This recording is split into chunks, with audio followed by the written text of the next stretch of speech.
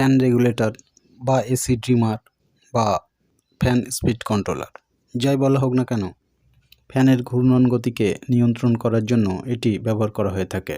ফিরছি এই ছোট্ট ইন্ট্রোটির পর।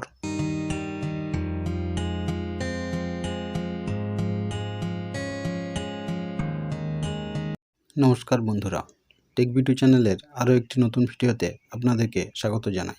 আশা করি আপনারা সুস্থ আছেন। বর্তমানে বাজারে দুই ধরনের ফ্যান স্পিড কন্ট্রোলার দেখতে পাওয়া যায়, একটি ক্যাপাসিটার ব্যবহার করে এবং আরেকটি ট্রায়াক ব্যবহার করে তৈরি ফ্যান স্পিড কন্ট্রোলার।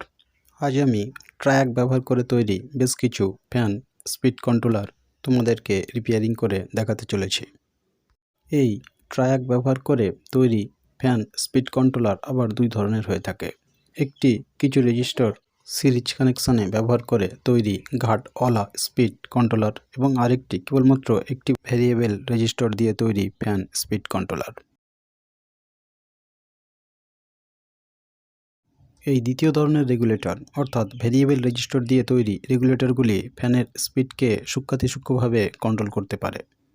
এখানে এই ভ্যারিয়েবল রেজিস্টারটির সমস্যা হলো এর একটি বিশেষ পজিশনে ভ্যারিয়েবল রেজিস্টারটি একেবারেই কাজ করছে না, তার আগে এবং পরে রেজিস্টারটি ঠিকই কাজ করছে। এই ধরনের ফ্যান স্পিড কন্ট্রোলারের এই ভ্যারিয়েবল রেজিস্টারটি বেশি খারাপ হয়ে থাকে।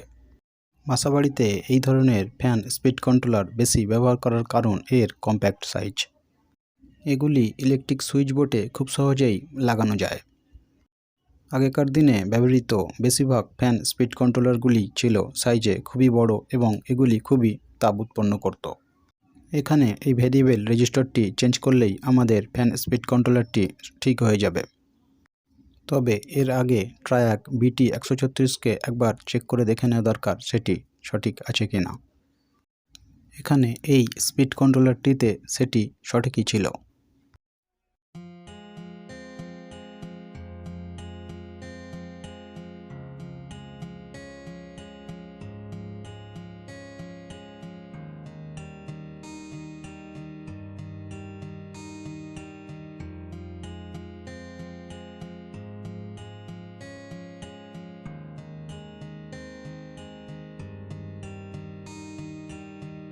এখানে 600কে এই ভ্যারিয়েবল রেজিস্টারটি প্রথমে খুলে ফেলতে হবে।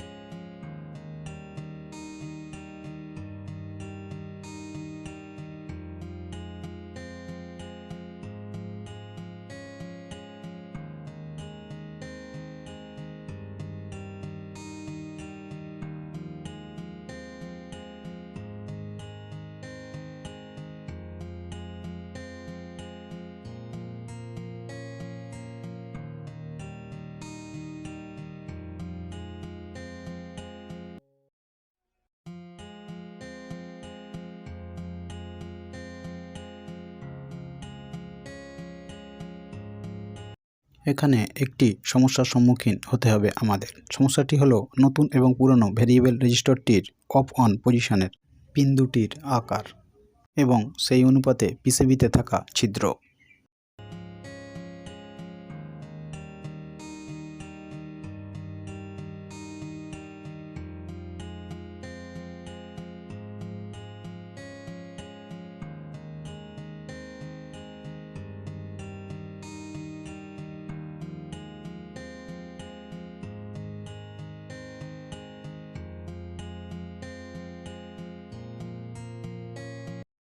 নতুন ভ্যারিয়েবল রেজিস্টারটি পরিবর্তন করার পর এখন চেক করে দেখার সময় এসছে আমাদের স্পিড কন্ট্রোলারটি ঠিকঠাক মতো কাজ করছে কি না।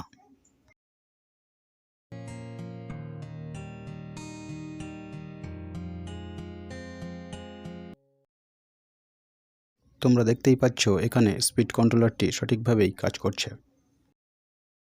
এখানে অপর স্পিড কন্ট্রোলারটি যেহেতু আমরা নিশ্চিত হয়েছিলাম এর ভ্যারিয়েবল রেজিস্টারটি খারাপ, তাই এর ভ্যারিয়েবল রেজিস্টারটি আমি পরিবর্তন করে দেব।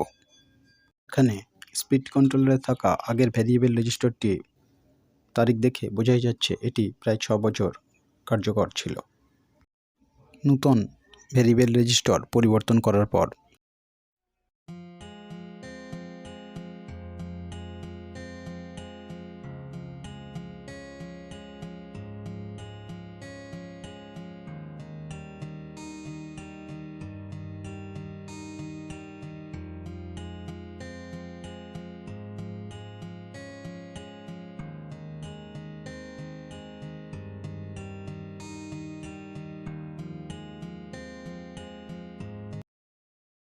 ভিডিওটিকে এখানেই শেষ করলাম। দেখা হবে আবারও নতুন কোনো ভিডিওতে। এমনই সব তথ্য পরিপূর্ণ ভিডিও পেতে আমার চ্যানেলটিকে সাবস্ক্রাইব করতে ভুলবেন না। ভিডিওটি ভালো লেগে থাকলে লাইক শেয়ার করতে পারেন। আর এই ভিডিও সম্বন্ধে কোনো কিছু জানার বা জানানোর হলে কমেন্ট করতে পারেন কমেন্ট বক্সে। আমি প্রতিটি কমেন্টের উত্তর দেওয়ার চেষ্টা করব। বেল আইকন অন করুন পরবর্তী ভিডিওর নোটিফিকেশান সবার আগে পাওয়ার জন্য। সবশেষে বলি, ভালো থাকুন, সুস্থ থাকুন আর চারপাশের পরিবেশকে সুস্থ রাখার চেষ্টা করুন। নমস্কার।